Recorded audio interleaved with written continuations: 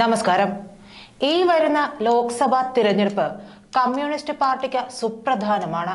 കാരണം ഇനി ഒരു ആയുസ് CPM-ന് കേരളത്തിൽ ഉണ്ടാകുമോ എന്ന് തീരുമാനിക്കുന്നത് ഈ തിരഞ്ഞെടുപ്പായിരിക്കും. അല്ലെങ്കിൽ രാജ്യത്ത് തന്നെ ഉണ്ടാകുമോ എന്നുള്ള തീരുമാനം ഇതനുസരിച്ചിട്ടായിരിക്കും. രാജ്യത്ത് മറ്റൊരിടത്തും നിലവിൽ കമ്മ്യൂണിസ്റ്റ് പാർട്ടി ഭരണത്തിലില്ല.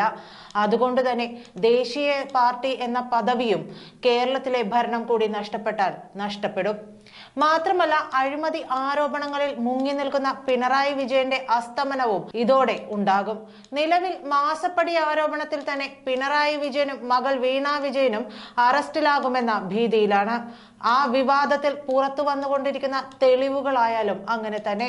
അതുകൊണ്ട് തന്നെ മുഖം രക്ഷിക്കുക എന്നത് CPM-ന് പ്രധാനമാണ്. അതുകൊണ്ടാണ് കരുത്തരായവരെ മത്സരിപ്പിക്കാൻ ഒരുങ്ങുന്നത്. പരിചയ പ്രമുഖരെയും പുതുമുഖങ്ങളെയും വനിതകളെയും ഉൾക്കൊള്ളുന്ന ഒരു സ്ഥാനാർത്ഥി പട്ടികയാണ് CPM പരിഗണിക്കുന്നത്. തോമസ് ഐസക്, AK ബാലൻ അടക്കമുള്ള മുതിർന്ന നേതാക്കളുടെ പേരുകൾ ചർച്ചയിലുണ്ടെന്നിരിക്കെ ചില ജില്ലാ സെക്രട്ടേറിയറ്റുകൾ നൽകിയിരിക്കുന്ന സ്ഥാനാർത്ഥി സാധ്യതാ പട്ടിക പുറത്തുവന്നു.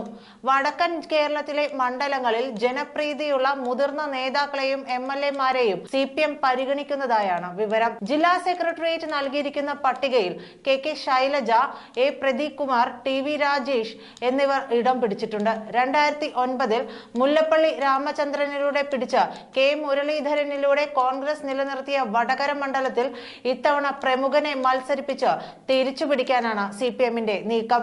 A പ്രദീപ് കുമാറിനാണ് മണ്ഡലത്തിൽ മുൻതൂക്കം. ജനപ്രീതിയിൽ മുന്നിലുള്ള KK ശൈലജയുടെ പേരും CPM ജില്ലാ സെക്രട്ടേറിയറ്റ് നൽകിയ സാധ്യതാ പട്ടികയിലുണ്ട്. മന്ത്രി എന്ന നിലയിൽ പ്രവർത്തിച്ച വേളയിൽ KK ശൈലജ നേടിയെടുത്ത ജനപ്രീതി മണ്ഡലം പിടിക്കാൻ മുതൽക്കൂട്ടാകുമെന്നാണ് CPM-ന്റെ വിലയിരുത്തൽ. നിലവിൽ മത്സരിപ്പിക്കാൻ താല്പര്യപ്പെടുന്നതിൽ ഏറ്റവും ജനകീയ മുഖം KK ശൈലജയുടേത് തന്നെയാണ്. ശൈലജയുടെ പിന്തുണ എന്നത് പിണറായി വിജയനെ മറികടക്കുന്ന തരത്തിൽ തന്നെയായിരുന്നു. അതുകണ്ട് കണ്ണുകടി മൂത്താണ് പിണറായി ആദ്യത്തെ വെട്ട് ശൈലജയ്ക്ക് കൊടുത്തത്.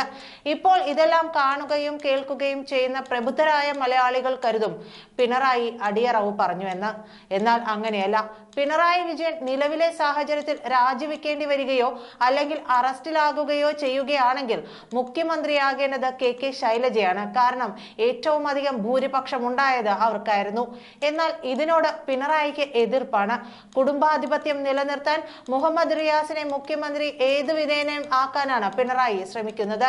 കേന്ദ്രത്തിൽ യെച്ചൂരിയാണെങ്കിൽ നിയമസഭാ തിരഞ്ഞെടുപ്പിൽ മത്സരിപ്പിച്ച് പ്രതിച്ഛായ നിലനിർത്താനും ഭരണം നിലനിർത്താനുമാണ് ശ്രമിക്കുന്നത്. അതിനുള്ള റിപ്പോർട്ടൊക്കെ അങ്ങ് കൊടുത്തു കഴിഞ്ഞു. എന്നാൽ പിണറായി ചെയ്യുന്നത് മത്സരിപ്പിച്ച് ജയിപ്പിച്ച ശേഷം MP ആയി കേന്ദ്രത്തിലേക്ക് വിട്ട് ശൈലജ എന്ന തലവേദനയെ ഒഴിവാക്കാനാണ്. ഇത് ശൈലജയ്ക്ക് മനസ്സിലാകുന്നുണ്ടെങ്കിലും തികഞ്ഞ പാർട്ടി പ്രവർത്തകയായതിനാൽ മൗനം പാലിക്കുകയാണ് ചെയ്യുന്നത്. യെച്ചൂരിയുടെ റിപ്പോർട്ട് അനുസരിച്ച് നിയമസഭാ തിരഞ്ഞെടുപ്പിൽ KK ശൈലജ മത്സരിക്കുകയാണെങ്കിൽ എന്തായാലും ശൈലജ ജയിക്കുക തന്നെ ചെയ്യും. അങ്ങനെ വരുമ്പോഴും മുഖ്യമന്ത്രിയായി ശൈലജയെ തിരഞ്ഞെടുക്കേണ്ടി വരും എന്നതും പിണറായിക്ക് വെല്ലുവിളിയാണ്. ഇതിനൊരു ബദൽ പണിയായിട്ടാണ് MP സ്ഥാനത്തേക്ക് മത്സരിപ്പിച്ച് ശൈലജയെ നാടുകടത്താനുള്ള നീക്കം നടത്തുന്നത്. എന്നാൽ അണികളിൽ ഭൂരിഭാഗത്തിനും ശൈലജയെ കേരളത്തിന് വേണമെന്ന ആവശ്യമാണ് ഉയർത്തുന്നത്. പക്ഷേ ഇല്ലാതാക്കുക എന്നതിനേക്കാൾ ഭേദമാണല്ലോ എന്നതും അണികളുടെ മനസ്സിലുണ്ട്. ഒരു വെടിക്ക് രണ്ടു പക്ഷി എന്നതാണ് പിണറായി കണക്കുകൂട്ടുന്നത്.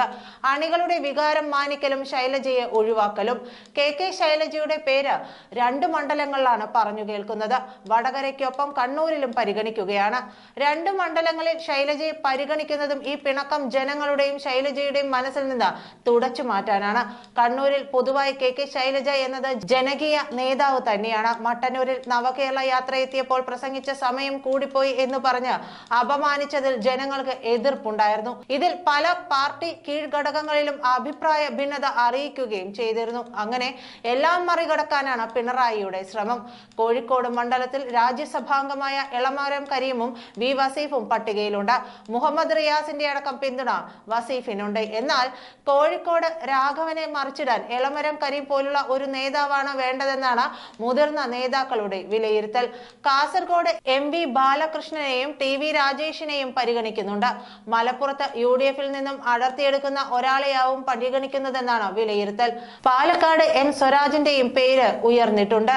15 55 സീറ്റുകളിൽ CPM 4ഇടത്ത് CPI ഒരെണ്ണത്തിൽ കേരള കോൺഗ്രസ് എമ്മും മത്സരിക്കുമെന്നാണ് മുന്നണി യോഗത്തിൽ തീരുമാനമായിരിക്കുന്നത്. കേരള കോൺഗ്രസ് എം മത്സരിക്കുന്ന കോട്ടയത്ത് തോമസ് ചാഴിക്കാടനെ സ്ഥാനാർത്ഥിയായി തീരുമാനിച്ചിട്ടുണ്ട്. ഈ മാസം അവസാനത്തോടെ സ്ഥാനാർത്ഥി പ്രഖ്യാപനം ഉണ്ടാകാനാണ് സാധ്യത. നന്ദി.